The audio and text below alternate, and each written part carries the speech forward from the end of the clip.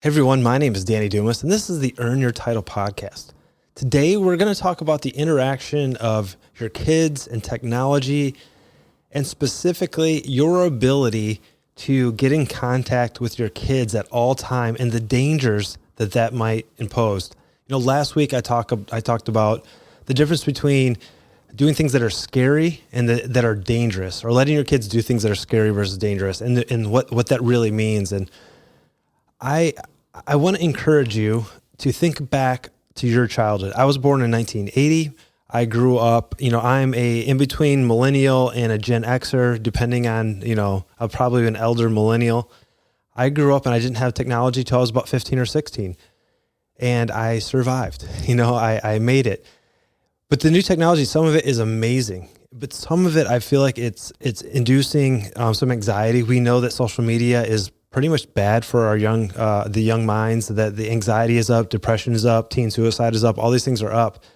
And I want to give you permission to let your kids go out into the world without tracking them. So we're going to talk about, child tracking, which is really a crazy thing to think about that. This came about, I recently went to a balloon festival. So it's really cool. They launched these hot air balloons.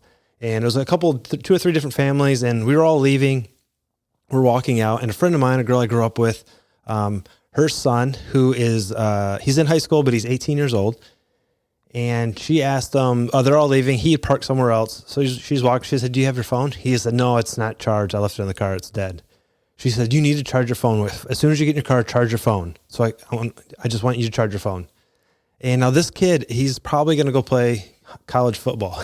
He's strong. He's actually a literal adult. And I told her, I said her name. I'm like, "Do you remember when we were kids?" She's like, "I know." I'm like, "When we were 16, we just left. And our parents had no idea." She goes, "I know. I used to tell them that I was in, like Oakland County, which is it's a nice area, not much crime." She would go to Flint to see her boyfriend, which is now her husband. And her parents had no idea. She goes, "I know." I'm like, "He's going to be okay." She goes, "I know. I just worry." And man, that's great that you have a parent. As a parent, that you have concern enough for your child that you worry for them. Because some kids don't have that. Some parents don't care at all. They're terrible parents. They don't care where their kids are.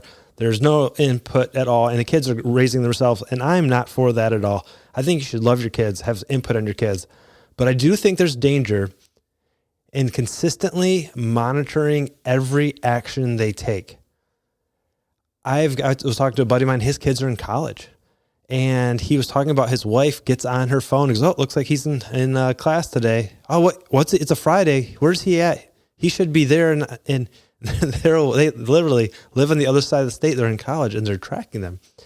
And I think it's amazing. I love the fact that I can know where my son is, but I've made it a point that if we've told him you need to be home by 10 o'clock, I'm not going to look and see where he is until he comes back.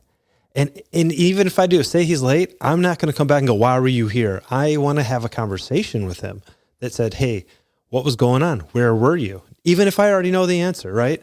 I want him to have the confidence that he is actually out in this world, experiencing the world, interacting with the world, and making his own decisions without this little voice in his head. It's like, no matter what I do, my parents are going to know where I'm at. I'm going to be okay. I don't want him to know that.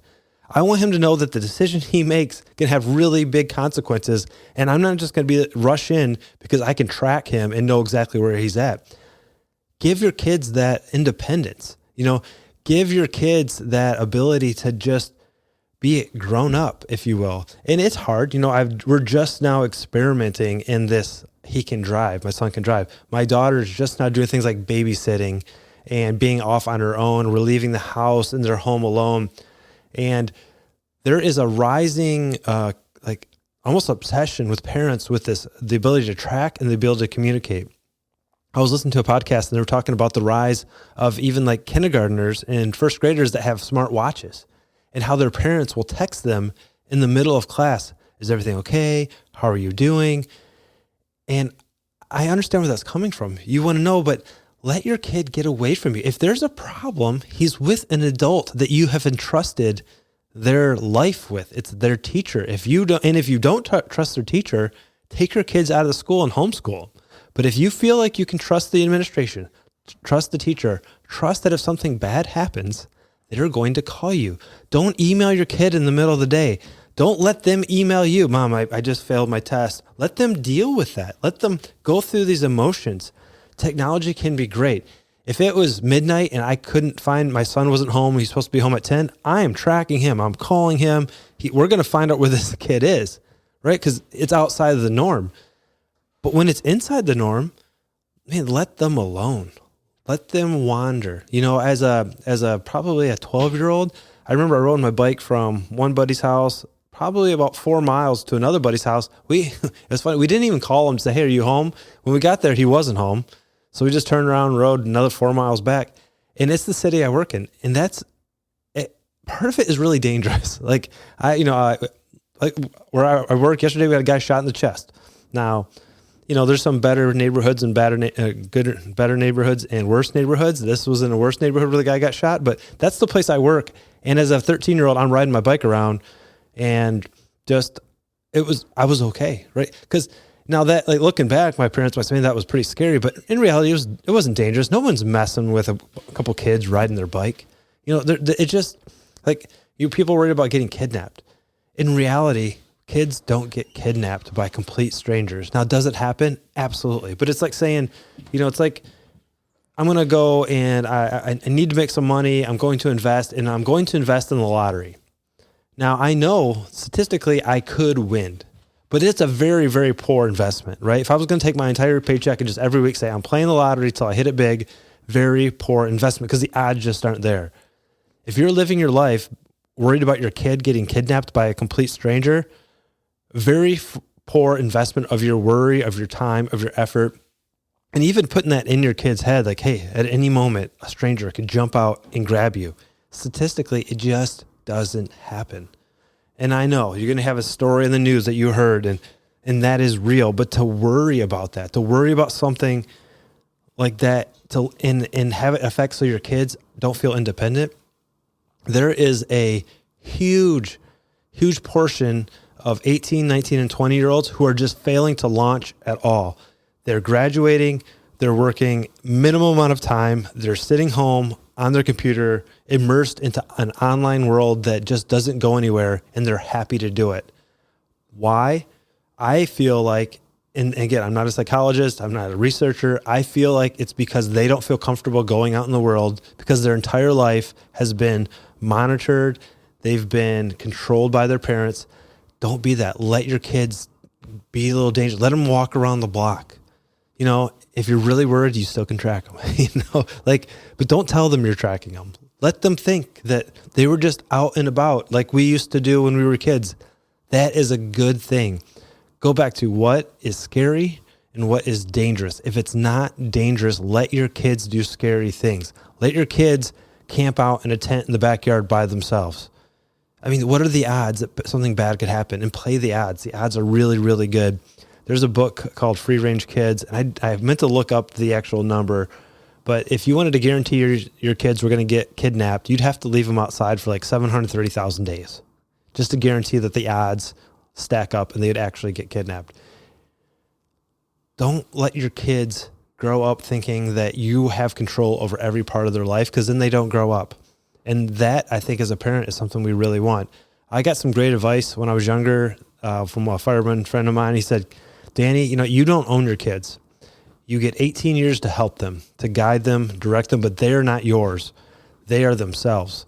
And they're going to go do what they want to do when they want to do it. And we can only help to provide a good atmosphere for them, provide a healthy atmosphere, provide the things they need to grow and thrive. But ultimately, they're not yours. You don't own them, and they're going to go out and into this world. So I ask you, what kind of world do you want them to go out into?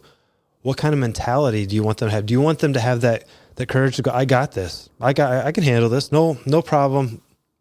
This is good. Or do you want them, like, every now and then we get a car accident, whether it'll be a kid, he gets in a car accident, and hey, do you want to go to the hospital? He's like, I don't know. I got to ask my parents. This is like a 25-year-old has to call home a dude, 25 years old. Let me call my mom. You can decide. So the only way that happens, though, is if you let your kids gradually make decisions. I want to do this. I want to stay out. I want to take this job. I want to take that job. And yeah, I just think we need to let them go do scary things, not dangerous things, scary things. And one of the things that we can do as parents is stop tracking your kids.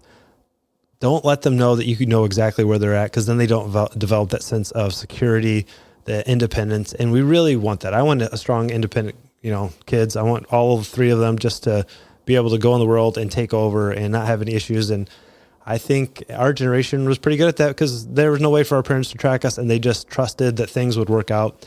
And for the most part, they did. So I hope you've enjoyed this. If you have, I'd love a review. I'm working on getting my reviews up. We're over 15,000 downloads. Thank you so much. I really appreciate it. And as always, my name is Danny Dumas, and this is the Earn Your Title podcast, and I will talk to you later.